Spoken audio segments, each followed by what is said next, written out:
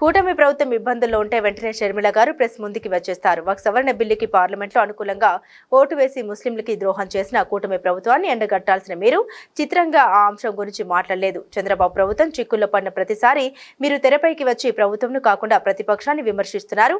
ఇది ఎంతవరకు కరెక్టు ఆలోచించుకోండి అన్నారు. షర్మిల గారు మీరు చాలా రోజుల తర్వాత విజయవాడకు వచ్చి ప్రెస్ మీట్ పెట్టారు. నిజంగానే ఆ ప్రెస్ మీట్లో మీరు అనేక విషయాలను, పాత విషయాలనే మరీ మాట్లాడే ప్రయత్నం చేశారు. అసలు ఎప్పుడైతే ఎన్డీఎఫ్ కూటమి అంటే బీజేపీ, జనసేన, తెలుగుదేశం పార్టీ కలిసి ఉన్న కూటమి ఆంధ్రప్రదేశ్ ప్రభుత్వానికి ఇబ్బంది వస్తుందో, లేక ప్రజల్లో వాళ్ళ యొక్క పరపతి తగ్గుతుందో అన్నప్పుడు మాత్రమే మీ ప్రెస్ మీట్లు పెడతారని ప్రజలు అనుకుంటుండేవాళ్ళు. కానీ నిన్న నాకు అట్లే అనిపించింది.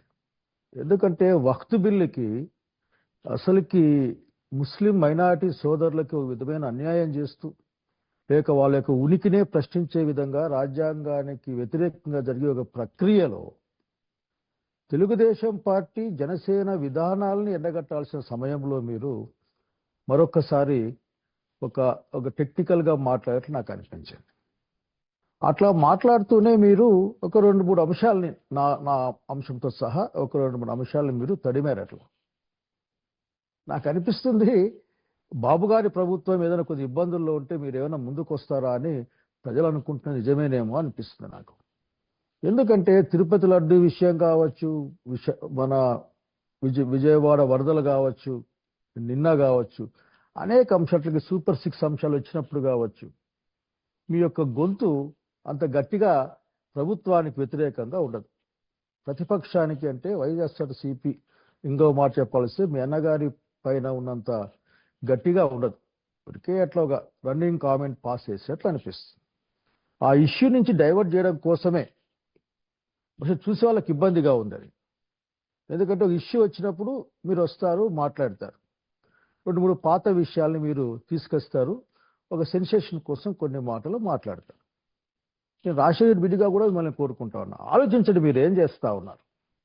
ఒక రాజకీయ పార్టీకి నాయకురాలిగా ప్రతిపక్షాలని ఐక్యం చేసుకోవడం, సెక్యులర్ వ్యవస్థల్ని ఐక్యం చేసుకోవడం, ముందుకెళ్ళడం అన్నది కదా ఈరోజు రాజకీయ కర్తవ్యం. అట్లా కాకుండా ప్రభుత్వానికి ఒక జార్దే వేసేసి ప్రతిపక్షం మీద మీరు విరుచుకుపడ్డం మాత్రం నాకు ఆశ్చర్యంగా ఉంటుంది. మీరన్న మాటలకే వద్దాం. నిన్న మీ ప్రెస్ మీట్లో వివేకమన్న మరణం వెనుక మేమే ఉన్నామని సాక్షులు చెప్పడం, అప్రూవర్లుగా మారడం, వాళ్ళు బయట తిరగడం చూస్తూ ఉన్నాం. అట్లాగే ఈరోజు అధికారంలో ఉన్న పార్టీలు అధికారంలోకి వచ్చి సంవత్సరం అయింది. నిన్నటికి మొన్న వివేకమన్న పిఏ కృష్ణారెడ్డి గారు కూడా నన్ను చాలా ఇబ్బంది పెడతా ఉన్నారు, అసలు దాన్ని తప్పుడు మాటలు సాక్ష్యాలు చెప్పమని చెప్పారు అని ప్రత్యక్షంగా ప్రకటించారు. అది కూడా మీరు గమనించలేదా? సో మీరు అడిగేది ఒక్కటే, చట్టం ఉంది, ఒక నిష్పక్షపాతమైన విచారణ జరగాలి అని కోరుకోవడంలో తప్పేం లేదు. అట్లా కాకుండా మనమే నిందితుల్ని నేరస్తులుగా మార్చే ప్రయత్నం మాత్రం మంచిది కాదని నాకున్న అభిప్రాయం. అట్లాగే మీరు ఇంకా అనేక అంశాలు ఎప్పుడైతే ఇబ్బంది వస్తుందో, ఇబ్బంది వచ్చినప్పుడు ఆ మిథున్ రెడ్డి గారిను లేక అవినాష్ రెడ్డి గారిను మీరు ఒక విధంగా అట్లా కార్లు చేసే ప్రయత్నం చేస్తారు. ఇవన్నీ కూడా అసలు కరెక్ట్ కాదండి. ఎందుకంటే నేను మిమ్మల్ని అసలు ఇట్లా మాట్లాడాల్సి వస్తుందని అనుకోలే. మీరు ఇంకో మాట మాట్లాడారు. ఏం మాట్లాడారంటే, నా గురించి మాట్లాడుతూ అక్కడ అధికారం లేదు, డబ్బులే ఉన్నాయి, డబ్బుల కోసం పోయాడేమో శైలజనాథ్ అని చెప్పారు మీరు. నేను చాలా బాధపడ్డాను. అసలు ఇటువంటి మాట వినిపించాల్సి వస్తుందని అనుకోలే ఎప్పుడు కూడా. అక్కడికి నా చాలా మంది సన్నిహితులు నాకు ఫోన్ చేసి ఈ విధంగా మాట్లాడుతూ ఉన్నారు. ఏంటంటే, షర్మిల గారు తెలంగాణలో పార్టీ పెట్టారు కదా, అట్లాగే మూసేశారు కదా, తెలంగాణ కాంగ్రెస్ పార్టీలో పనిచేద్దాం అనుకున్నారు కదా, మరి ఆంధ్ర కాంగ్రెస్ పార్టీకి వచ్చారు కదా, మరి దీని వెనక డబ్బులు వ్యవహారం ఏమైనా ఉందా అనే విషయంగా మాట్లాడారు. ఎందుకంటే మీరు డైరెక్ట్గా డబ్బుల విషయం మాట్లాడారు కాబట్టి. నేను ఒక మాట చెప్పాలనుకుంటా ఉన్నా, రాజకీయాలంటే డబ్బులు కాదు, రాజకీయాలంటే అధికారం కాదు. రాజకీయం అనేది ఒక ఫిలాసఫీ. ఈరోజు ఎన్డీఏ ప్రభుత్వాలకు వ్యతిరేకంగా, అట్లాగే వాటి యొక్క భావజాలానికి వ్యతిరేకంగా నిలబడాలనుకునే అలాంటి వాళ్ళు ఉంటారు. దీన్ని మీరు అసలు మాట్లాడడమే అనవసరం, కానీ మీరు మాట్లాడే ప్రయత్నం చేశారు. అరే, మీకు అసలుకి ఈ డబ్బు భాష తప్ప ఇంకో భాష మీకు తెలియదా? ఎప్పుడు మాట్లాడినా డబ్బులు డబ్బులు డబ్బులు అనే మాట్లాడుతూ ఉంటారు. ఇది కరెక్ట్ కాదని నా సలహా ఇది.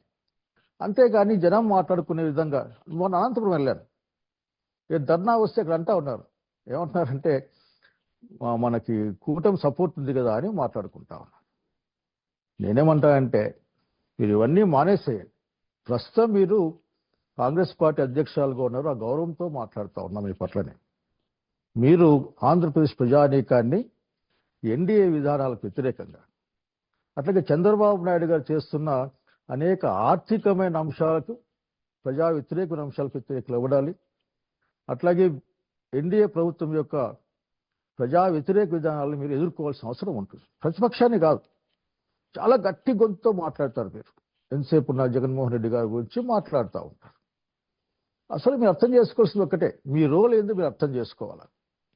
నేను అట్లాగే ఆంధ్రప్రదేశ్ వ్యాప్తంగా ఉన్న అందరూ కూడా, ముఖ్యంగా కాంగ్రెస్ పార్టీలో ఉన్న ఆనాటి నా పూర్వ సహచరులందరినీ కోరుకుంటా ఉన్నా. నేనైతే బాధపడ్డాను నేను. కాబట్టి ఈ డబ్బు భాష మానేయమా, అసలు ప్రజల భాష మాట్లాడేది మీరు చేస్తే బాగుంటుంది.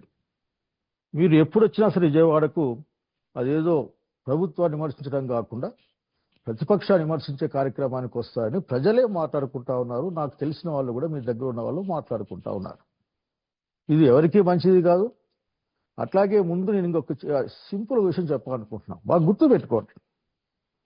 పాలిటిక్స్ అనేది ప్రజల కోసం చేస్తాం, ఫిలాసఫీ కోసం చేస్తాం. ఆ క్రమంలో ఆఖరికి ఆ ప్రయాణంలో ఏమైనా పదవులు వస్తే పోసిపోతాయి. అంతేగాని వాటి కోసమే రాజకీయాలు మనం చేయమన్న సంగతి గుర్తుపెట్టుకొని కోరుతా ఉన్నా. డైవర్షన్ పాలిటిక్స్ మీరు రాష్ట్ర ప్రభుత్వం లేక వాళ్ళ యొక్క డైవర్షన్ పాలిటిక్స్ మీరు భాగం కావద్దని నేను కోరుకుంటా ఉన్నా. అట్లా అనిపిస్తుంది జనానికి, ఆ విషయం మీరు గమనించాలి ముందు. కాబట్టి ఈ రోజున వివేకమన్న మరణం సంబంధించిన కేసైనా లేక అనేక మిగతా అంశాలైనా సరే, ఈరోజు అధికారంలో ఉన్నారు, కేంద్రం అధికారంలో ఉంది, దాంట్లో నిజానిజాలు తేలాలి. అందరూ కోరుకుంటా ఉన్నాం. ఒక అమాయకుల్ని లేకుంటే ఒకరిని ప్లాన్ చేసి దానికి ఇచ్చాల్సిన అవసరం లేదు. నేను అడిగేది ఒక్కటే, దయచేసి ఇప్పటికైనా సరే మీరు ఆంధ్రప్రదేశ్ రాష్ట్రంలో ప్రతిపక్ష నాయకురాలుగా గౌరవ బాధ్యతలు స్వీకరించిన ఈ నేపథ్యంలో ప్రజల కోసం విశాఖపట్నంలో లూలు మాల్ గురించి మీరు మాట్లాడి ఉండవచ్చు. అట్లాగే రాజధాని నిర్మాణం జరుగుతున్న అనేకమైన అవకతవకల గురించి మీరు మాట్లాడి ఉండవచ్చు. ప్రత్యక్షంగా అక్కడికి పోయి వచ్చి ఉండొచ్చు. కానీ ఇవేం మీ కంటికి కనపడే అవకాశం నాకేం కనపడడం లేదు. ఎంతసేపు ఉన్న డబ్బు భాష మాతో మాట్లాడే, అసలు మీకు ఎట్లా నోరు వచ్చింది నాకు అర్థం కావడం లేదు. నేను చాలా బాధపడతా ఉన్నా. నమస్తే.